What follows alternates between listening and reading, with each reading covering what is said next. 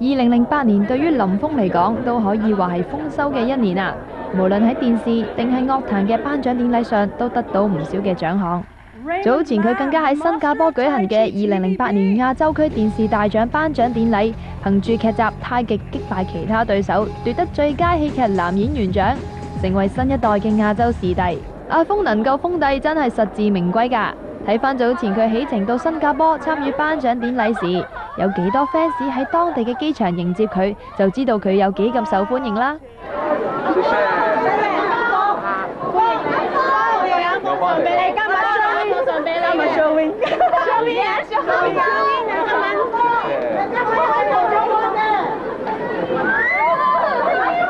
一向都鍾情斯文打扮嘅阿峰，呢日呢就以全黑造型出現，一套黑色西裝加埋黑色恤衫上陣，感覺唔止斯文，亦增添幾分男人味添啊！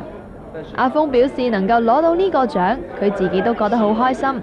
睇見佢上台攞獎嗰時，表現相當鎮定，好似一啲都唔緊張噃。And so the best drama performance by an actor goes to Raymond Lam, the master of Tai Chi, TVB, come on up!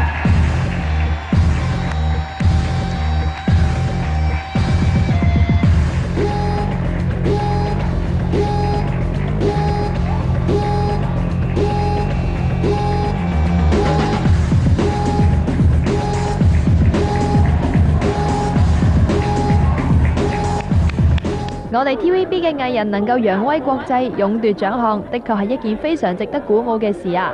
呢度亦都要再一次同阿林峰講句恭喜晒啊！